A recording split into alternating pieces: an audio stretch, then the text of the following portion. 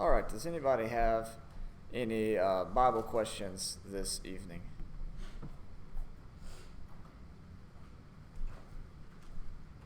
Well, after you fired us up this morning, now what? That's a good question.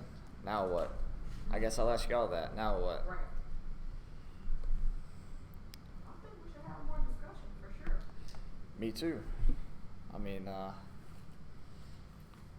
wasn't bubbling with excitement about Leviticus, but you brought so many things out. It's really a really cool book. it is, isn't it? Leviticus is I just read it if I got it, I don't know, more than once.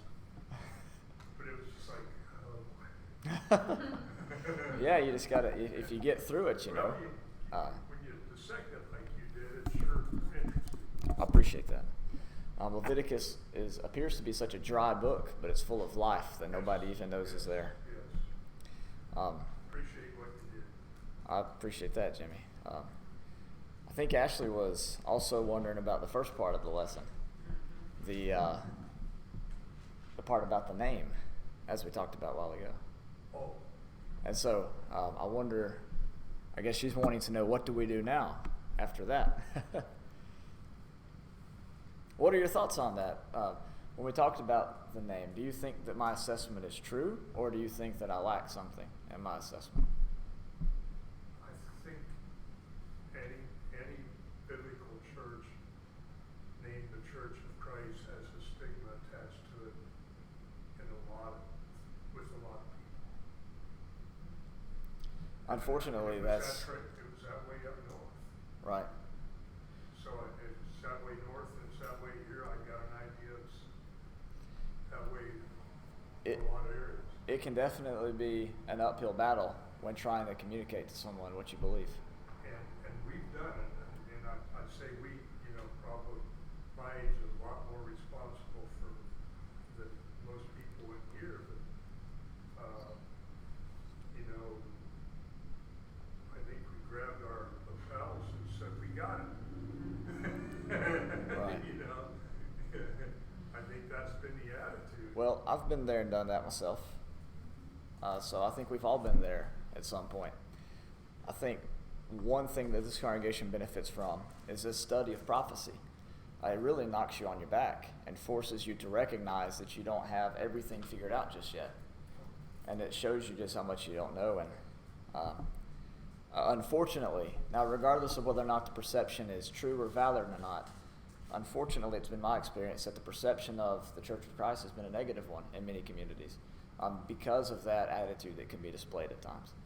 And again, regardless of whether or not that's warranted, it's just how it is. And so that's why I gave the lesson that I did this morning. Keith wasn't here for it, but oh well. You have to get it sent to you then.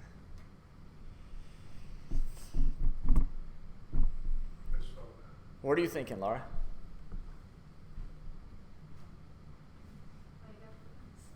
Put you on the spot. You always got something good to say. Well, look. How bad she feels. Do you know how when? Back hurts. That's what I'm thinking. Do you know what? There you go. Do you know how when Mary goes and visits Elizabeth, and the babe in the womb leaps, right? Laura said that every time I preach, the baby starts kicking in the lesson. And she said this morning he was like kicking on both sides, just running around in there. So, yeah, the babe leaped this morning. All right, so keep that in the back of your minds. Not in the back of your minds, keep it in the front of your minds, because. Have you talked to anybody, like just any other like ministers or just other churches, even like have you gotten any consensus? Yes. Okay. Yes. I figured you had, but. Yes, just about every person that I've talked to, they either didn't know who we were, they had no idea, or they almost recoiled at it. They've never heard of our church before, and I try to describe where we're located, and they're like, okay. Or they know, or they're familiar with not this church in particular, but they're familiar with the name, and so they immediately launch into questions. Oh, y'all are the ones without this. Y'all are the ones without that. Y'all are the ones that believe this. You believe you're the only ones going to heaven. That kind of stuff. And again, regardless of whether or not that's a valid perception, it is one that exists that we have to. It's like what we talked about in 1 Corinthians 8. Regardless whether or not false gods exist, they still had to pay attention to what some people perceive to be true, and work with them in that state. And so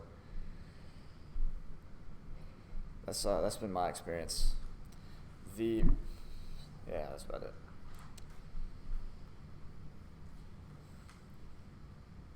All right. Habakkuk is a book in the Bible. Does anybody want to take a guess as to when Habakkuk was written? Habakkuk, some people say. Do what? A guess. Or you can look at that footnote and just tell me. But anybody have any guesses? First off, look at the title right here, my topic title. Chaldeans used to punish Judah. Any idea of when that would be? The what? The Chaldeans. That's another name for Babylon. That's at the beginning of the Bible. Well, that is Ur of the Chaldees. That was Genesis 12, where Abraham was from. Yeah. That's where the Tower of Babel was, in plain of Yeah, Shinar. yeah. But the Chaldeans is another name for Babylon. Okay. The exile, when he was taken into captivity. That's right. 606 BC to 586 BC is when the Chaldeans, the Babylonians, marched against Jerusalem. 606 was their initial attack. 586 was when the temple was destroyed. So this book is written sometime in the late 7th century BC. So sometime between the year 700 and the year 601. Most likely, though, since it's late, most likely 610 to 606, somewhere in that general area. Okay. So let's begin reading with that historical context in mind. The oracle which Habakkuk the prophet saw. Does anybody know another word for oracle there? Your version may have something different. The burden. Now, why would he call his vision a burden? When he saw the vision, he had to relate it to the audience in which it was, I guess it was intended to go to. So I guess it's the children of Israel. Right? So that was a burdensome thing because they didn't really want to hear it. They didn't want to hear it. And maybe Habakkuk didn't even really want to hear it, right? To hear that his homeland is going to be destroyed. That's a tough message to hear. There was somebody else that experienced a similar feeling in Scripture. In Revelation chapter 10. Remember when John had to eat that little book? Sweet as honey, but bitter in his stomach. Why was it like that? Because in one hand, it was a good message. God's will is being done. On another hand, it's a sad message because the city that he knew and loved, where the people were that he knew and loved, were going to be punished for being wicked. And so it's an oracle, but it's also a burden. It's a heavy weight to bear. Whenever a minister has to give a lesson that he thinks may receive some resistance, right? It might prick the heart of someone, whether it's theological disagreement, resistance, or, hey, you just said something about me, at least I think you did, and that kind of hurts me, resistance. That's a heavy weight to bear. On one hand, as Paul said, you don't want to make people sad, but on the other hand, if godly sorrow leads to repentance, then that's a good thing that they got sad because it's going to lead them to repent. So it's a difficult weight to bear. It's not for the faint of heart. You have to be willing to say things that other people are not willing to say. You got to be willing to preach things and teach things that aren't popular. You have to be willing to challenge people. And so Habakkuk calls this a burden that the prophet saw. You might say, well, if God was whispering in my ear, I could say anything that he told me. Well, maybe you could, but it's still a burden because of how it's going to affect the people around you. All right, so here's what Habakkuk says. Now let me show you. This is kind of like Micah. We did a chapter in Micah that was like this. So I've got it laid out for you so you can kind of see. Anything yellow is Habakkuk's words. Anything blue is God's words. Habakkuk has two basic questions in chapter 1 that he's going to ask, and God answers them all the way through chapter 2 and verse 5. So we have two questions that Habakkuk needs answered, and God is going to answer those for him. These questions basically revolve around the idea of, God, why are you allowing so much evil to be done in the world? Why aren't you stopping it on my timeline? You see? So he says this, how long, O Lord, will I call for help, and you will not hear? I cry out to you, violence, yet you do not save. Why do you make me see iniquity, and cause me to look on wickedness? Yes, destruction and violence are before me. Strife exists, and contention arises. Do you ever feel like that? God, are you not listening to me? God, are you not going to help? I mean, I'm calling out to you. I'm telling you what's going on, and it seems like you just ignore it. This is how Habakkuk feels in Habakkuk chapter 2, verse 2 and 3. He sees all this wickedness and evil going around. Destruction and violence are prevailing, and it seems as if God's not doing anything about it. He says even in verse 4, therefore the law is ignored, and justice is never upheld. For the wicked surround the righteous, therefore justice comes out perverted. So people are not being adequately punished for what they're doing wrong. People are getting away with all kinds of evil.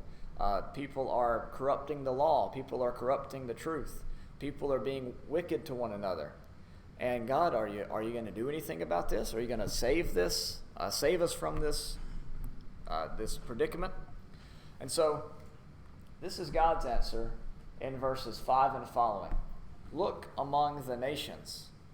Now this is often true. Whenever you're praying to God for an answer to a prayer, and it seems as if the answer is never coming, sometimes it's because you're looking in too narrow of a box. You only see what's going on at the end of your nose, and you don't see what gears are moving in other areas to give you the option to fulfill that prayer, to open up a door for you to get what it is that you need or desire.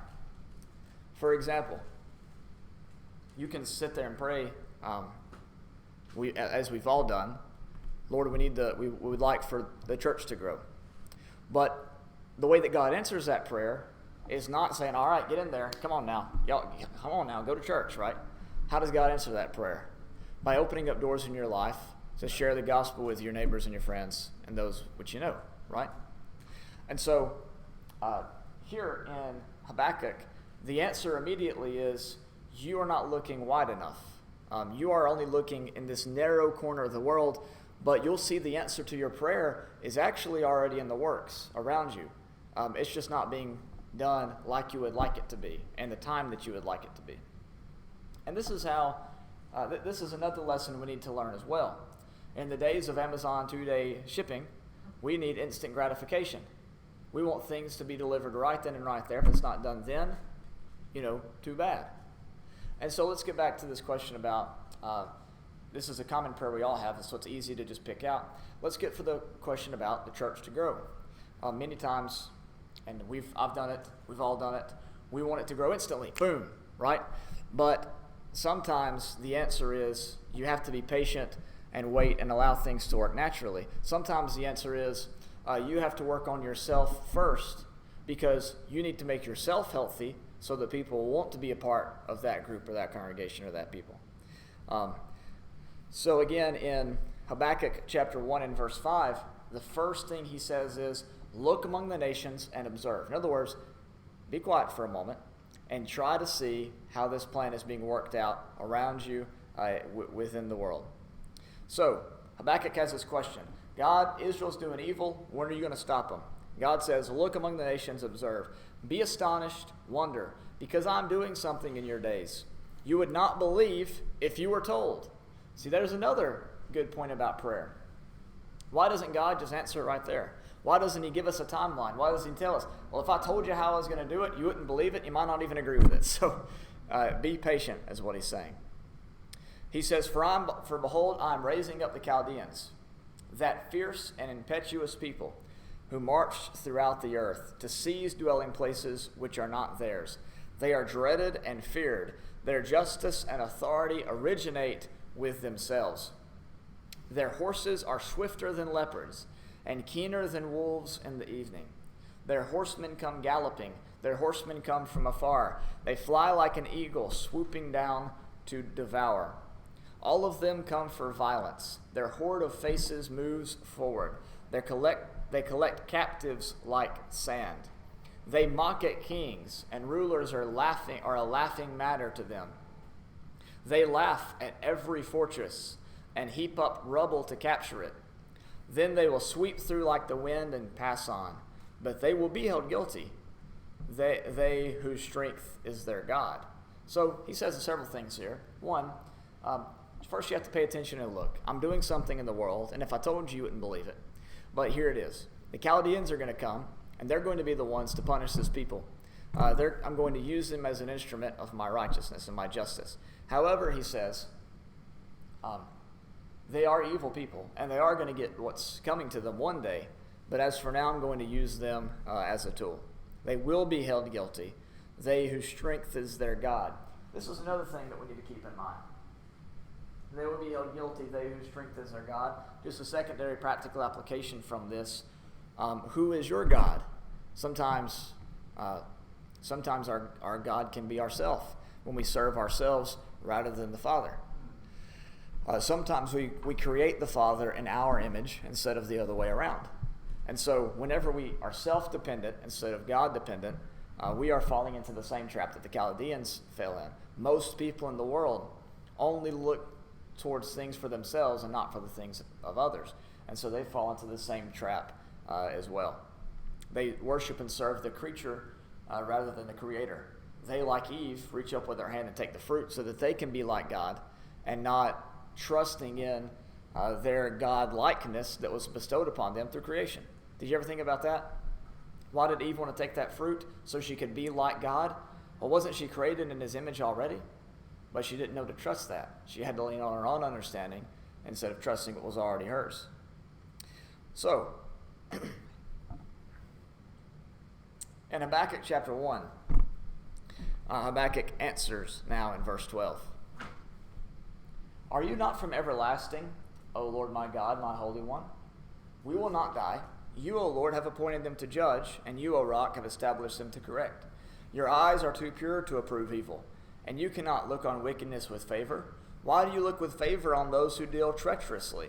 Why are you silent when the wicked swallow up those more righteous than they?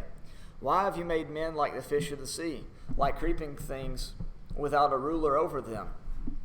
The Chaldeans bring all of them up with a hook, drag them away with their net, and gather them together in their fishing net. Therefore they rejoice and are glad. Therefore they offer a sacrifice to their net and burn incense to their fishing net. Because through these things their catch is large, and their food is plentiful. Will they therefore empty their net and continually slay nations without sparing? He goes on to say, I will stand on my guard post and station myself on the rampart, and I will keep watch to see what He'll speak to me, and how I may reply when I am reproved. Now notice this. He understands that he's speaking out against God, but he's having a conversation with Him to receive an answer. He knows he's going to be corrected, but he's using this sort of sharp language towards God, knowing that he's going to get an answer and get what's right.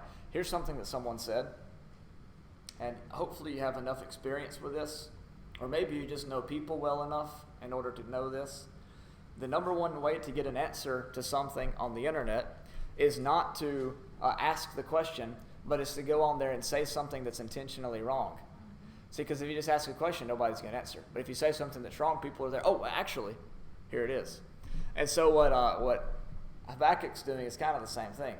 He's asking God, he's assuming things, knowing that they might not be fully correct, to allow God to reprove him.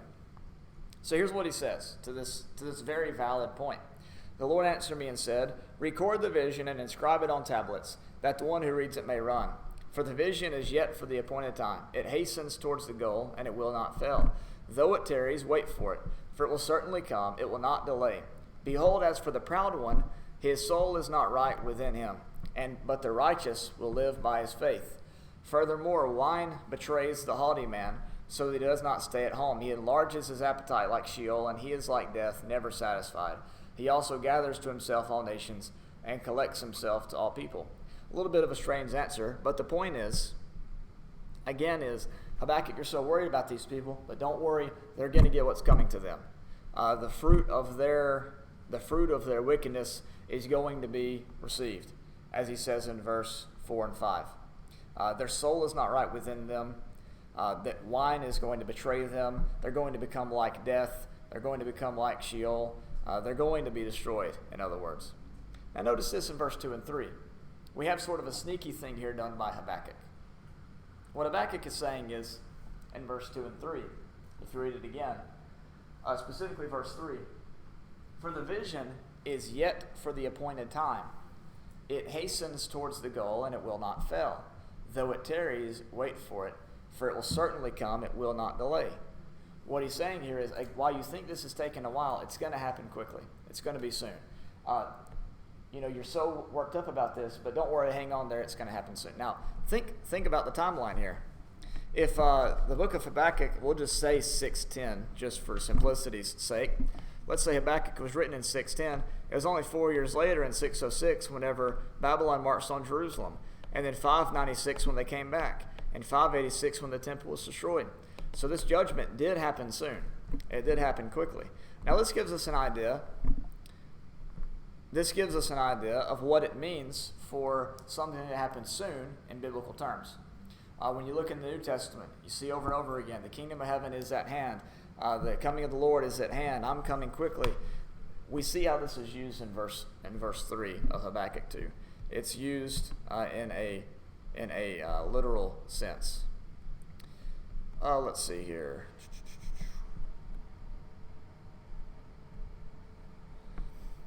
All right. On verse 5, Yes. where it says wine, I have an alternate word there. Wealth. I mean, it has wine in the notes, but it also uses wealth in place of wine. Do you know that? Let's see. Or maybe they're associating that people who have wine have. It's excessiveness, Okay. intoxication, banqueting. Oh, okay. So yeah, the idea is excessive living. Okay. Let's see. It's translated wine. It looks like in most places here in Genesis and Exodus and Leviticus. I don't see one immediately that says wealth, but that doesn't mean that it's not wealth. Yeah, mine says wealth is treacherous and the arrogant are never at rest. But then in the notes it says other Hebrew manuscripts read wine. Oh, okay. So this is a manuscript difference and not a translation difference. I see.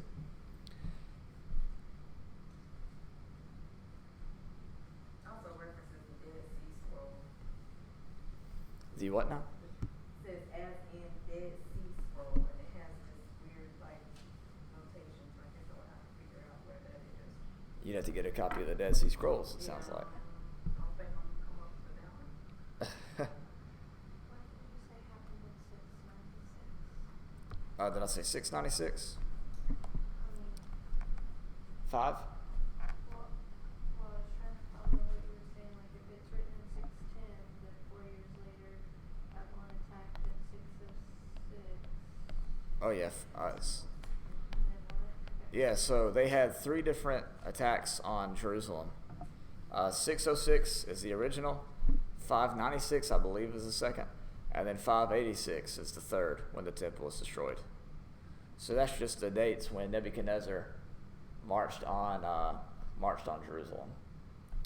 606, 596, 586. This is the one, though, when the temple is destroyed. This is the one where the 70 years begins counting, if you remember that. So 606 minus 70 is going to put us right at... Wow, I did that wrong, didn't I? Wow, I can't do math, can I? Okay. Anyways, I know what it is. I should just write it out. 536. So 606 to 536 is how long it took for the edict to be given for them to return to Jerusalem. Not that they did in that year, but that's when some of them were allowed to go home. Here's an interesting point. In verse 3, this passage is quoted in the New Testament. In the book of Hebrews, chapter 10, and verse Do what? 37. Yeah. Hebrews chapter 10 and verse 37. Hebrews 10 and 37. But it is from what I've studied. Now I might be wrong about this, but from what I understand, Hebrews 10:37 is not an exact quotation of that passage. It is a modification of it. For yet in a very little while he who is coming will come and will not delay. You can just see there are some of the differences that you have in the two texts, and so it's not a one-to-one quotation. But I just wanted to point out that is there. All right. So we have these two questions by Habakkuk. The first one is, why are you not answering my prayer? And the second one is similar to it. Why are you allowing the wicked to prosper? The answer to number one was, I am, but you don't see it. And the answer to number two was, be patient. It's going to happen soon. So, you have two different answers there. The first one is, I am answering your prayer, you just don't see it. And the second one is, be patient, though it is going to happen. So that's Habakkuk chapter 2 and Habakkuk chapter 1, verse 1, all the way through chapter 2 and verse 5. Does anybody have any comments on those passages?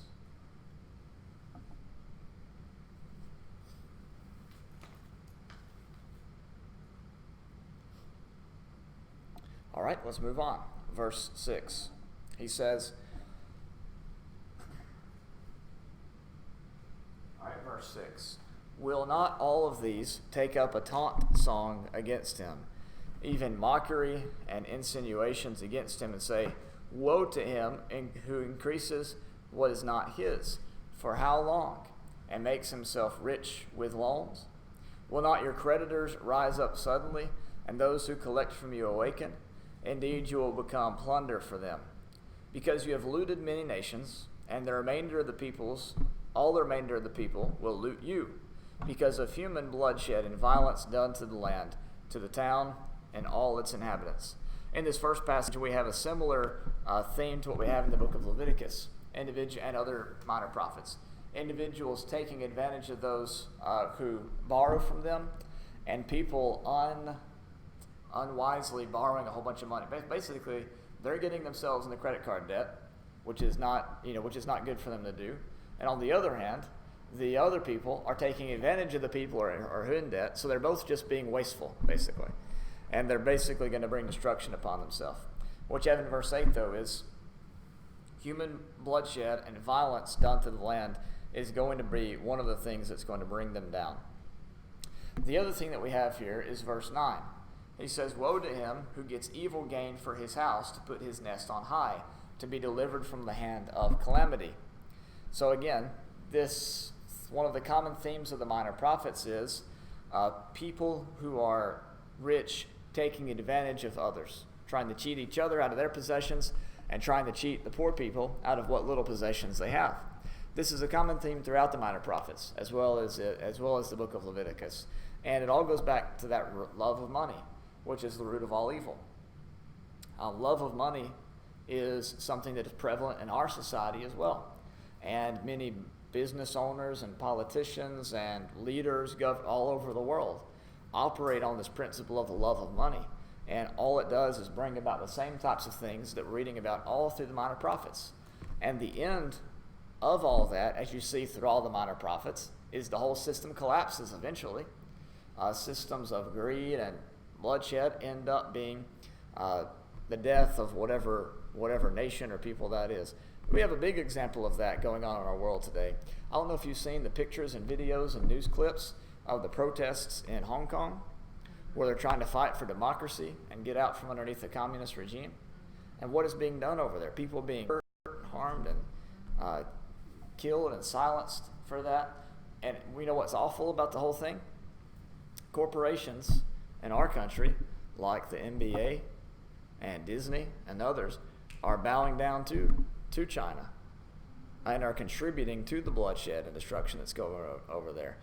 Companies are using the poor social standards in China to get cheap labor for their products that we so richly enjoy.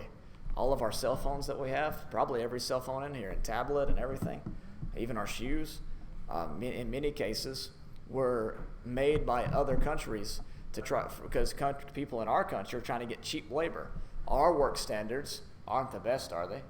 But they're better than other countries, and so we export our labor in order to build up our riches on the back of people that they don't have anything. And this is what the minor prophets is speaking out against. People that are taking advantage of those that have nothing. And it's a shame that we have corporations within our country who understand the joys and the comforts of freedom, and they're taking advantage of people who don't have those comforts just to line their pockets, as if they don't have enough already. What you got, Ashley? Reminds me of the housing crisis with, all the people who foreclosed on their homes, but then when the banks run short on money, they go, they've created all these loopholes and bailouts for these huge companies, Right. to get saved, but then you're taking people's homes instead of trying to work with them and, let them stay in their homes. We bail out corporations, but not the people. Right. Bill on General Motors. Right. Whenever a company mismanages their money, that's just all right. We'll give them a pat on the back and build them back up. But when people fall in, they're not mismanaging. When people are down on their luck for whatever reason, because those companies mismanage their money, we don't bail them out, and that's a shame. And in GM's case, the union men took a lot of sacrifice to get GM started again. Now that Mary, what's her name, Barr, is the CEO. Right. I think she makes about $20 million a year. Right. And That's she don't want to give them guys an increase in weight. I mean, it's just insane to me. It's the theme of Leviticus and the prophets. I'm not saying I'm pro-government, tell what the corporation CEOs can make. Something's wrong here. Right. That's right. I don't think, I'm with you there. If somebody builds up a successful business, I think they should benefit from that, but not at the expense of their employees, not at the expense of other people. I don't think that's right. There's a lot of greed. Right. People that are rich want to get rich for some reason. I don't know what's the problem. See, and So they don't want to give the people on the low end totem pole. They constantly raising their self vote. Like Right. the government will give their self raises, but the people, they got to pay more taxes in order to give them more money. I know that everybody, if you can't find something wrong with his policies, you can probably find something wrong with his attitude at times. We have something to say about President Trump, right? And yet, despite what your opinion is of him, I mean, he is giving away his paycheck, which is pretty impressive, No, I know. I'm just. No, what I'm saying is, regardless of what you think. I know, but regardless of what you think, I mean, he is doing that, and that might not be much compared to what he has in terms of his billions, $4.4 billion or whatever it is. But it is, it's a changing pace. No. He's making billions of dollars on the backs of the Sure. taxpayer. And what does the president get paid? $400,000. a year. Yeah.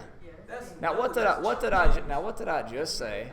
Did I not just say that you can agree or disagree? But I'm just saying. It's all right. absurd. About 8 years, it's way more than I made my entire 50-some years working. I wasn't trying to. I was just saying that something. I mean, whatever. But the point is, and I don't remember what I was even saying now. But the point is that most people, and now you can obviously look at his life and see that too, where it's the rich gets richer and the poor get poorer. I mean, if you've ever watched his, what was his show? The Apprentice?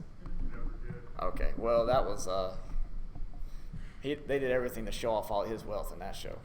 But the gold-plated living room that he's got, That's more than any of us. That's more than any of us have ever seen. Let's get back to this though. I don't think that there should be a limit to what people can make. I mean, if they're going to put the work in or whatever, but not at the expense of other people, not at the expense of other people for whom Christ died.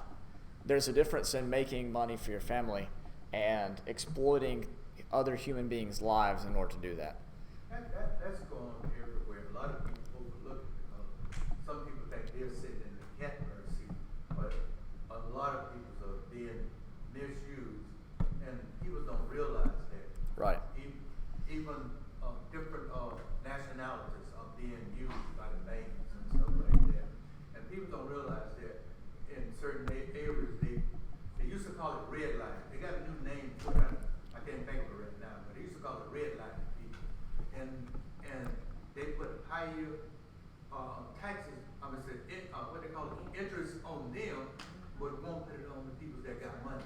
And people that afford lose their stuff. Well, Then they'll go out of the way to try to help people that have. Right. So there's a lot of things going on in this world.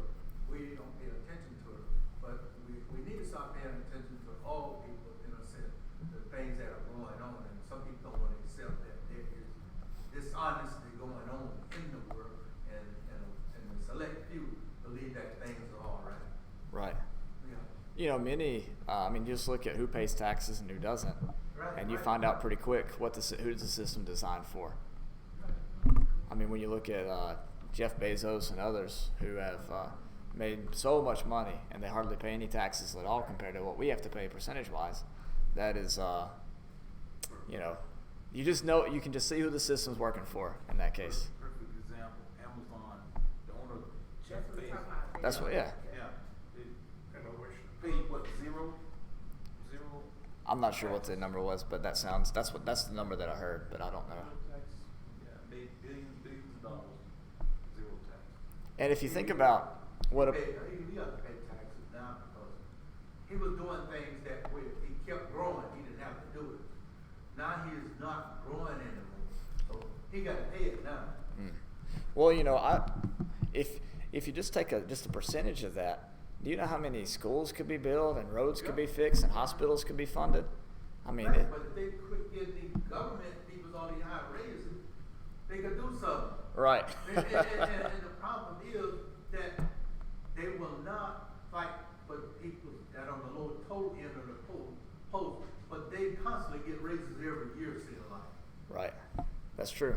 Right, and you can't keep doing that, and then they put in a position, don't have no money, when they come out, they filthy rich.